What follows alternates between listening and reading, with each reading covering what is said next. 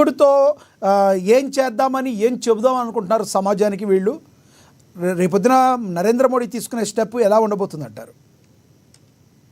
ఇప్పుడు లైవ్లో ఉన్న మిత్రులందరూ కూడా నమస్తే. నమస్తే అండి. లక్ష్మీనాథ్ గారు, నమస్తే.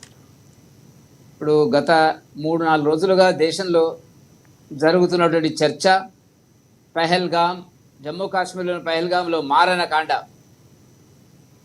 టెర్రరిస్టుల అమానుష కసి అనేటువంటిది రక్తపాతమై పారినటువంటి పరిస్థితి, పాకిస్తాన్ ప్రేరేపిత టెర్రరిస్టులు, అది లష్కరే తోయిబానా, దానికి అనుబంధ సంస్థన పక్కకు పెట్టండి, మహిళలను వేరు చేసి పురుషులను మహిళల ముందు, కుటుంబ మహిళల ముందు కిరాతకంగా హత్య చేసినటువంటి దాన్ని యావత్ ప్రపంచము ఒక్కసారి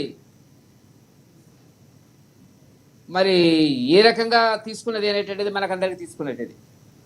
భారతదేశంలో యావత్ ప్రజానికం రాజకీయాలకు అతీతంగా, సిద్ధాంతాలకు అతీతంగా, ప్రభుత్వాలకు వ్యతిరేకంగా ఉన్న పార్టీలు, ప్రభుత్వానికి అనుకూలంగా ఉన్న పార్టీలు అన్నీ కలిపి అన్ని వర్గాలు అన్ని పౌర సమాజ వేదికలు ఈ చర్యను, ఈ కిరాతక చర్యను తీవ్రంగా ఖండించినటువంటి పరిస్థితి మనం గమనిస్తున్నాం. అందులో హిందువులు, ముస్లింలు అనేటువంటి పద్ధతి లోపల హత్య చేయడం అనేటువంటిది ప్రపంచవ్యాప్తంగా తీవ్రమైన నిరసన జరిగింది. భారతీయుల్లో చాలా తీవ్రమైనటువంటి అసంతృప్తి, కోపము, ఒక రకంగా కసి తీసుకునేటువంటి మనస్తత్వం ఇవాళ భారతీయుల్లో కనపడుతున్నటువంటిది. ఎందుకంటే గతంలో ఎప్పుడు కూడా జరగలే. గతంలో జరిగిన ఈ టెర్రరిస్ట్ హత్యలకు దీనికి స్పష్టమైన వ్యత్యాసం ఉంది. కుటుంబాలను భ్రష్టు పట్టించేటువంటిది, కుటుంబాల భవిష్యత్తు లేకుండా చేసేటువంటి పరిస్థితి లోపల కుటుంబ యజమానులైన భర్తలను చంపి భార్యల ముందు, పిల్లల ముందు చేసినటువంటి కిరాతకమైన చర్యకు ప్రతీకారం తీసుకోవాలా అని భారతదేశంలో ఉన్న ప్రజలందరూ కోరుకుంటున్నారు.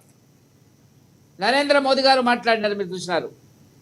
దీనికి ఏ రకంగా మేము అంతం చేస్తామో, మీ సంగతి ఏందో, మీ యొక్క పుట్టగతులు ఉండవు, మేము చేయబోయేటువంటి కార్యక్రమాలు తీసుకునే చర్యల వల్ల మీకు పుట్టగతులు ఉండవు అనేటువంటి పద్ధతి లోపల అనుభవిస్తారు అనేటువంటి చెప్పడం జరిగినటువంటిది.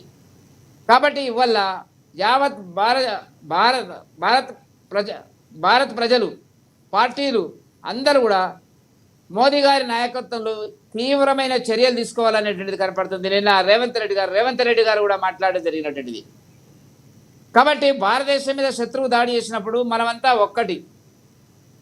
అంతర్గతంగా అభిప్రాయ భేదాలు రాజకీయంగా ఉండవచ్చు. కాబట్టి దేశ రక్షణ ముఖ్యం, దేశ భద్రత ముఖ్యం, జాతి సమైక్యత ముఖ్యం. ఇదే భారతీయ జనతా పార్టీ మొదటి నుంచి చెప్తున్నటువంటి సిద్ధాంతం. ప్రాంతాలు, రాష్ట్రాలు, జిల్లాలు, గ్రామాలు, మన కుటుంబాలు తర్వాత దేశ రక్షణ కోసం, దేశ భద్రత కోసం అటు సైనికులు, ప్రజలు కలిసి సరి అయినటువంటి సమాధానం చెప్పేటువంటి పరిస్థితి ఆసనమైంది అని చెప్పి భారతీయ జనతా పార్టీ భావిస్తుంది. ఆ కోణంలో చర్యలు ఉంటాయి.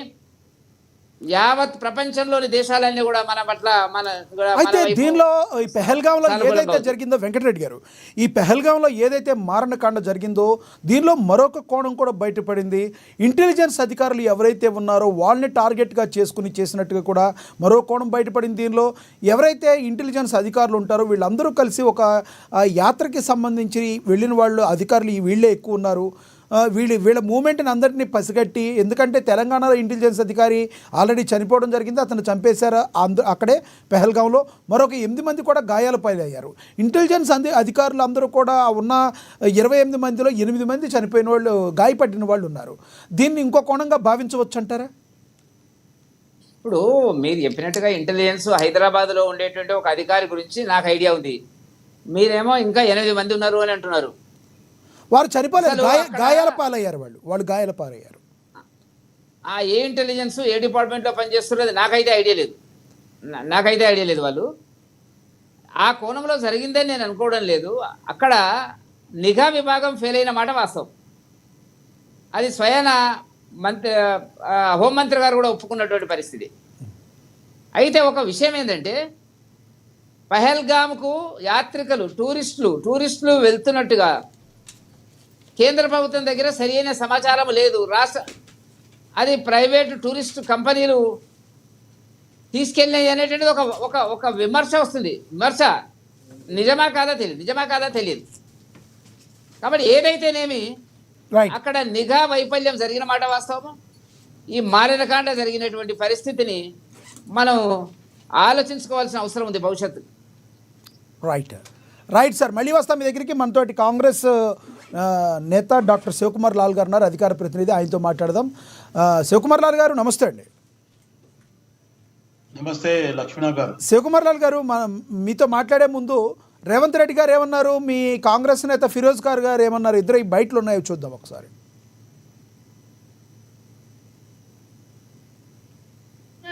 इस देश के ऊपर हमला किए तो इंदिरा जी ने पाकिस्तान को मुंह तोड़ जवाब देकर एक धक्का में दो टुकड़े किए पाकिस्तान को, एक बांग्लादेश दूसरा पाकिस्तान।